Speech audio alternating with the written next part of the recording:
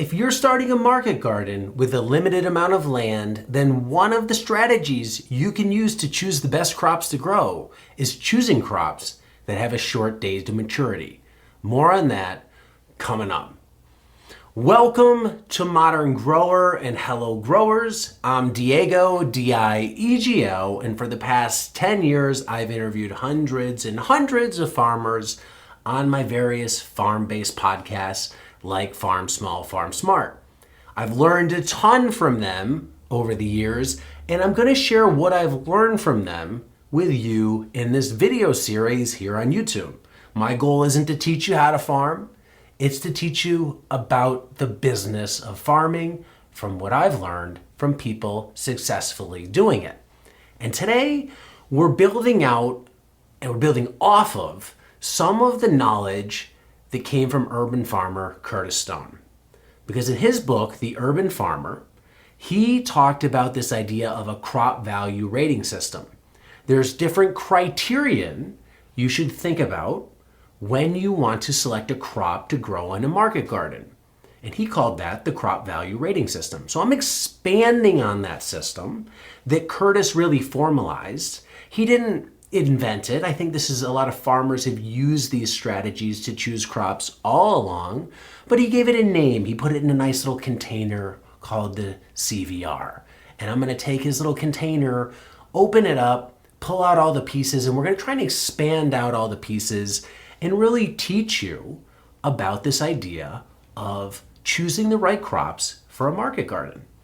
Because the crops that you grow matter. They affect your profitability, and the crops that you grow are directly dependent upon the amount of land that you have. So the TLDR version of this video, if you don't want to watch it all, because it's going to be a long one, if you want to be successful as a market gardener, one thing you should think about when choosing crops to grow on your farm is choosing crops that have a short day to maturity, 60 days or less. Why? Well, that enables you to plant the crop and harvest it and get multiple cycles per year. When you don't have a lot of land, the more cycles of crops you can get out of that land, the better off you'll be. So that's the TLDR version. Now let's start expanding that out. First, let's look at some examples of crops with short DTM. Radish is one of them. They're one of the shortest crops out there in terms of DTM, around 30 days. So you can plant it and 30 days later have a crop ready to sell. And I'll be using that acronym DTM quite a bit in this video. DTM is simply days to maturity. Radishes work for market gardens, assuming you can sell them, and that's the assumption for all the crops in this video. Assuming you can sell it, so your market has to want it. They're nice because they're quick turnover. You can plant them densely so you efficiently use your space, and that makes them suited for this style of farming. Spinach is another popular green on market gardens because it has a short DTM. 45 days, you can plant it, harvest it, and you're selling something 45 days later. You want these quick harvest cycles, so those two crops give you that. Now, ideally in a perfect world, that's what we would choose. All crops that have a short day to maturity. But we can't just look at that single criterion, because we can't just sell all short DTM crops. Nobody just wants to buy a bunch of different radishes, so we can't have just a booth of radishes, or radishes and spinach. We're ideally going to need to offer more crop variety. So sometimes we're going to have to look at crops that exceed these short DTM windows. So there will be exceptions to the rule. Tomatoes are one. And if you're going to choose tomatoes, ideally you want to choose faster growing varieties that ripen sooner than later. So if you can find a variety that ripens around 70 days, that's more ideal than something that takes 90 days to ripen. And as you'll see in further this series on the CVR, you're going to also want crops that you can harvest for a long period of time, and tomatoes fall into that category.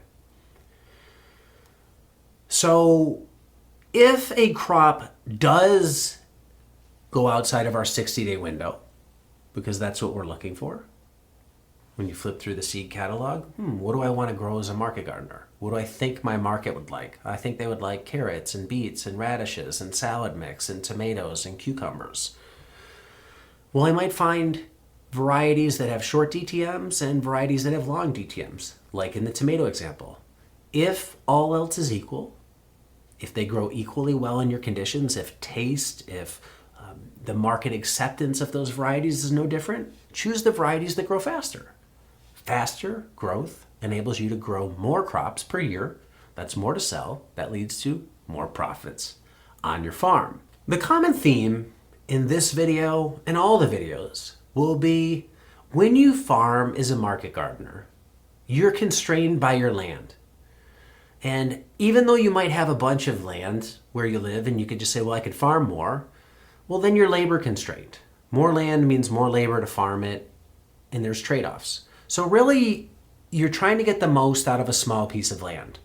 And this short DTM strategy, 60 days or less, enables you to get the most out of it. Because what we want to do is cycle crops as fast as we can. Grow one, plant another one right after it, plant another one right after it, and go as long as we can for our own growing system, for our own growing conditions, in our own biome. So here are some advantages of short DTMs. One, just what I said, increased crop cycles, multiple harvests. If we can plant a crop and get 2 to 3 harvests a season, that gives us 2 to 3 things to sell throughout the year from one single bed.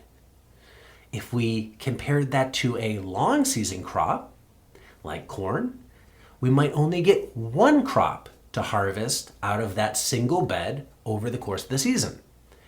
In order to justify the corn, it would have to sell for 3 times as much as our other crop, assuming profitability or profit margins are the same. So from that example, selling 3 of a short crop versus 1 of a long crop, you can see why that's important. An example here is a farmer in Zone 6 might plant a quick-growing lettuce variety like Salad Bowl, which is ready in 45 days, 3 times. And they could get 3 sellable crops versus a very slow to mature crop like Brussels sprouts. This helps improve your cash flow. This is another advantage of short DTM. Faster returns coming to your bank account. You're shortening the time between when you buy the seed and when you sell the product from seed. And I know seed doesn't cost that much, but ideally, that's what we want to do in a business. We want to compress our time between the expense and the sell. We want to turn inventory really quickly. In order to turn inventory quickly on a farm, you need crops that grow quickly.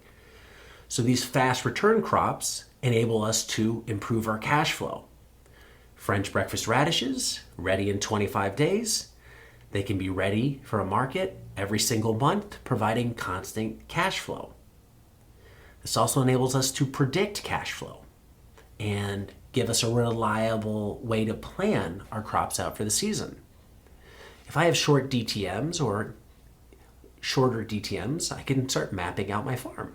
I have 100 beds available. I'm going to start with this in each one of those beds.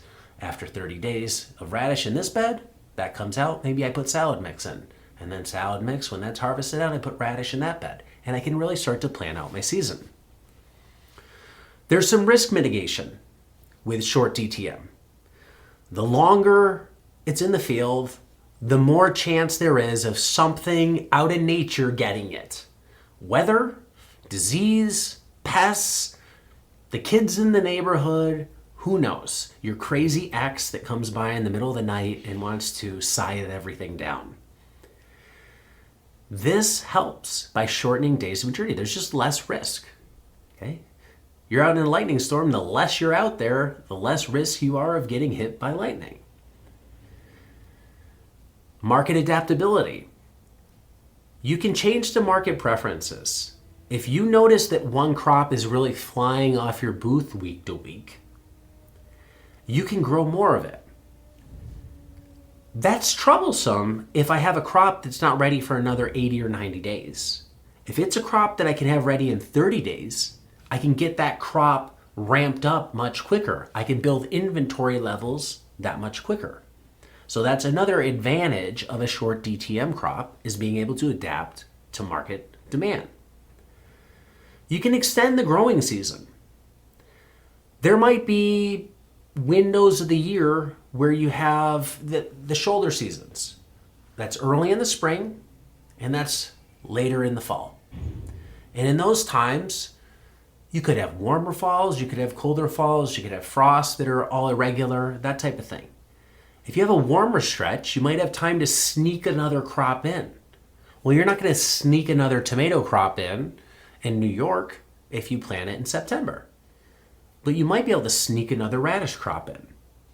So you can plant these crops earlier in the spring or later in the fall and get an extra crop where you might not be able to get a long DTM crop. Coincidentally, a lot of these crops that are short DTMs, they also work well in the cooler weather. Tomatoes, cucumbers, peppers, corn, potatoes, they all really need warm weather. They need long seasons of growth. They need a lot of light. They're not going to work in the short shoulder seasons. These short DTM crops, spinach, radishes, beets, things like that, those work. So that goes for you, or that works well for you. This is all helping you use the land more efficiently. That's what we're after. We have to look at land as a very scarce resource. So how can we use it efficiently? One way is we cycle crops quickly. We use the land the maximum amount of times possible. And short DTMs enable you to do that. Here's an example. A 100 square foot bed could produce 3 crops of arugula, 30 days each in one season, and potentially yield 60 to 70 total pounds, compared to one longer season vegetable. So you can see where we're going with this. It's A-B comparisons. Should I grow tomatoes that are going to take more time versus arugula? And we'll step aside from the short DTM just to unpack this example a little, because I don't want people just to think, well, I just only choose short DTM crops. Keep in mind, this is one of 5 criteria in the crop value rating system. We also need to think about our market. What do our customers want? How much of a given item can I sell? What's the profit margin on a crop? How easy is it for a crop to be grown? Does it take a lot of work or a little work? Do we need special infrastructure to grow a crop? What times of year does that crop grow well? So all those things help guide our decision. The short DTM is just one of them. So as we look at that seed catalog and we get through these 5 videos, think about short DTM as one of the factors when you're choosing your crops. And then you're going to have to try and make this huge Venn diagram of, all right, what else plays in here? What else do my customers want? What else can I do what else can I grow, rather, to actually sell product? You're going to get some crop rotation benefits. This is beneficial for the soil. You're putting more roots into the soil more frequently. You're turning crops, you're rotating crops around. Ideally, that bed is not radish after radish after radish. So different plants interact with the soil differently. They leave root matter in the ground, because when you harvest a lettuce crop, that's really a cash cover crop. You harvest the top, you sell that, but you got your soil, got the benefit of that cash crop when it was growing. The leaves harvest the sunlight, the roots put the sugars into the ground for the microbes, and then when you harvest the lettuce, the roots stay there to decompose, adding organic matter into the soil. So there is some benefit to rotating these crops frequently. Now, I totally get as well that there is benefits of also long season crops, but this is another benefit of short DTM. And then again, faster cash flow. One thing any business wants when it's starting up is cash flow quickly. If I'm a new business, a new farm, I want to plant crops that I can go to market with very, very quickly. If I can plant radishes, I can sell them 30 days later. If I sell microgreens, I can sell them a week later. If I plant tomatoes, I'm not selling those for probably 100 days. It's 30 days in the nursery and then another 70 days in field. So I'm not getting cash flow into my farm for 100 days out. So this short DTM brings in some cash flow. Now, what are the limits of this? This isn't a perfect system. Everything has trade-offs, right? There is limited crops that are going to fit into this category. Not everything can grow in 30 days. You might need to grow crops like onions or garlic or summer squash because your market demands it, because you have to add diversity to your booth or to your CSA box. Well, no matter what you do, you're never going to have those ready in 30 days. So not every crop will fit in there. Some longer season crops, they just work. And they take longer to grow. But if you can't get short DTM, then you want a long harvest period. And that'll be a whole nother video. But essentially what that means is compare determinate and indeterminate tomatoes. Determinate tomatoes we plant, we wait a long time, then they're all ready at once, and we harvest them all, and that's it. If we want to plant another crop of determinate tomatoes, we plant them again, and we start the whole cycle over. Indeterminate tomatoes, you plant them, you wait a long time, and then you can pick and keep picking for a very long time thereafter. Cucumbers, beans, peas, summer squash, peppers are all crops like this. If it's going to take a long time to grow, have a long DTM, then ideally you want a long harvest window to help stretch out that initial growth time. But that'll be a whole future video. There is some risk of market saturation since every market gardener should, in theory, use this strategy. Everybody's selling the same crops. So that means you got to find some way to stand out. Faster DTMs means more plantings per year, more bed preparation per year, more harvesting per year. All that means your labor requirements are up. I'm a gardener, not a farmer. I like to plant crops that have long DTMs because I don't want to go out there and manage them all the time. That's why I love tree crops like apples. I can prune the tree once a year and then pick the apples. I don't have to tend to that. Well, if you have radishes, every 30 days you're doing something with that bed. You're seeding a new crop, you're weeding it, you're harvesting it, you're then amending it and preparing it for the next crop. So your labor requirements definitely go up. But that's the name of the game when we're in market gardening. Market gardening is human scale farming. There's a lot of hand labor involved. So this is going to come with that. If you're not careful with how you manage your crops, you could have soil fatigue, you could drain certain nutrients. So you don't want to plant the same crop over and over and over in the same bed, even if you're amending. You do want to rotate crops, so you have to be careful there. This can introduce some planting complexity. If I have tomatoes in 4 beds, 1, 2, 3, 4 beds of tomatoes, they're good to go for 150 days. I don't have to think about them. They're on autopilot. I mean, obviously you have to care for them, but we're not replanting those beds. When you're cycling crops every 30 days, that's really quick. We're operating at hockey speed. You know, people are coming in off the bench, on the fly, getting onto the ice. It's nonstop. The clock always runs. So there is more complexity here. You might have higher input costs because you're cycling the beds more frequently. So maybe you're putting compost down on the bed every time. Maybe you don't actually need to. You could be fertilizing the bed every time. So this could increase costs, but in theory, this should be minimal and it should be very much offset by the increased yields, the increased number of harvests that you're getting. So yes, your costs are going up by doing more crops per year, but your revenue is also going up at a greater rate. So you should be making more money doing this, assuming you sell it all. There's more post-harvest pressure with this. Harvesting is one of those things people don't think about when they grow crops as a gardener or a farmer. You love to plant, you don't like to pick. Picking is tough, and then you gotta wash it and all that type of stuff. The more harvesting you do, the more you have to do these things, and it's very labor intensive. If you're not careful, this is where costs can get out of control.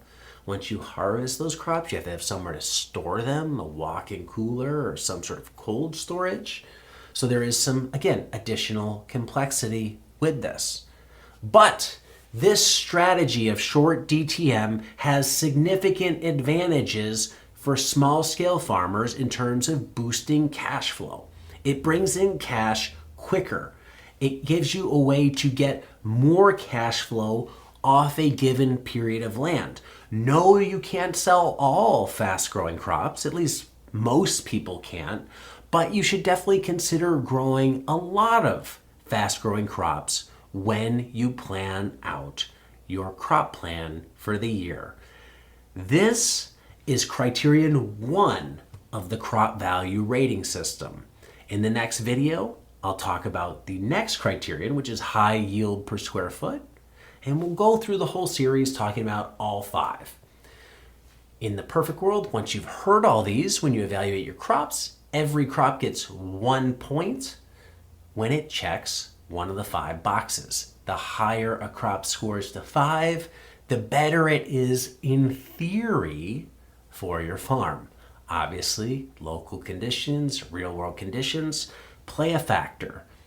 If you want to learn more about this, you can check out the book The Urban Farmer by Curtis Stone. Go to Audible and you can listen to me read you the audio version of that book. I'll also have a lot more content on this subject in the future. Let me know what you think about short DTM crops and this whole crop value rating system. I'd love to get your feedback. Leave a comment below. Thank you for watching, and until next time, be nice, especially down in the comments. Be thankful to everyone in your life, including people that you might just be passing on the street, and do the work, because at the end of the day, none of this matters if you don't do the work.